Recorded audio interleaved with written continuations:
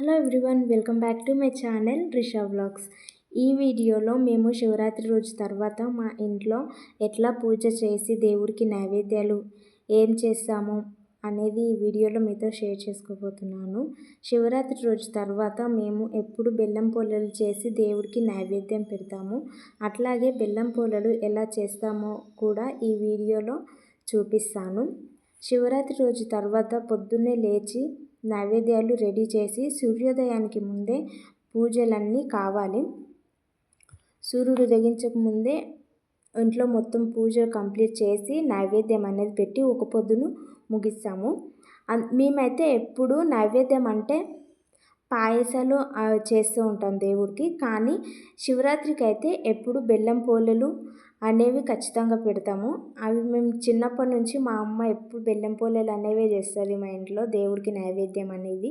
శివరాత్రి రోజున పూజ మొత్తం కంప్లీట్ చేసిన తర్వాత సూర్యుడు ఉదయిస్తున్నప్పుడే మనము హారతి తీసుకోవాలి.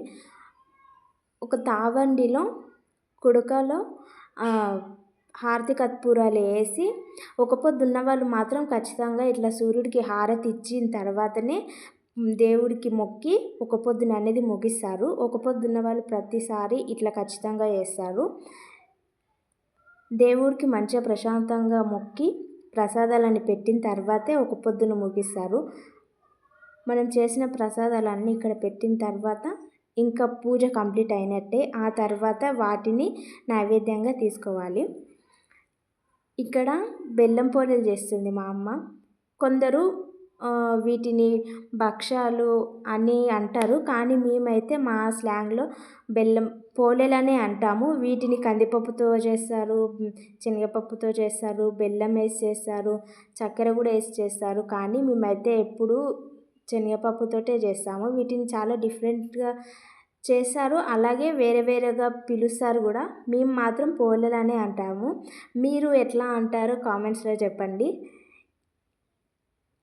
ఎప్పుడు నేను కూడా చేస్తాను ఇవి, కానీ నాకు అంత పర్ఫెక్ట్గా రాదు. మా అమ్మ చేస్తుంటే నేనైతే వీడియో తీస్తున్నాను. నేను తర్వాత ఎప్పుడైనా కూడా ఈ వీడియో పోలేలు ఎట్లా వేస్తాం అనేది కూడా నేను తర్వాత ఒక లాంగ్ వీడియో అనేది చేస్తాను. బెల్లం పోలేలు అనేది చాలా ఈజీ ఉంటుంది ప్రాసెస్. ఈజీగా చేసుకోవచ్చు ఎవరైనా. మైదా పిండితో చేయాలి. మేమైతే ఎప్పుడు కట్టెల పొయ్యి పైన చేస్తాం. చాలా టేస్ట్ ఉంటుంది కట్టెల పొయ్యి పైన ఇలా చేస్తే.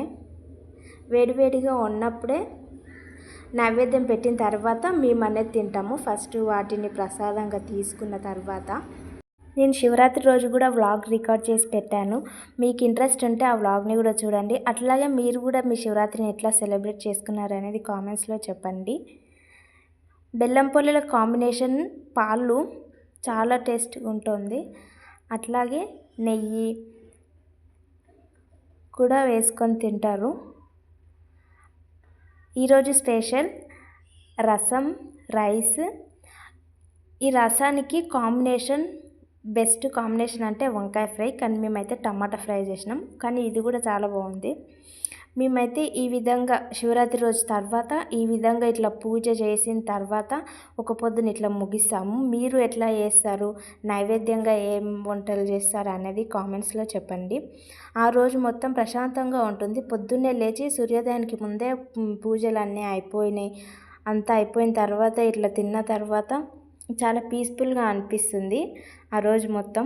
సో ఈ విధంగా మేమైతే మా శివరాత్రిని జరుపుకున్నాం. ఆ తర్వాత నెక్స్ట్ డే కూడా ఈ విధంగా ఒక పొద్దున అనేది కంప్లీట్ చేసినాం. శివరాత్రి పండుగ అంటే చిన్నప్పటి నుంచి మాకైతే మస్తు స్పెషల్.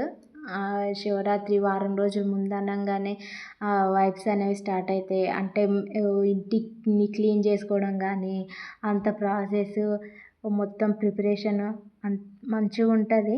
మేమైతే శివరాత్రికి మస్తు ఎగ్జైట్మెంట్ అవుతాము. సో ఈ విధంగా మేమైతే మా పండుగని సెలబ్రేట్ చేసుకున్నాము. మీరు ఎట్లా చేసుకున్నారు అనేది కామెంట్లో చెప్పండి.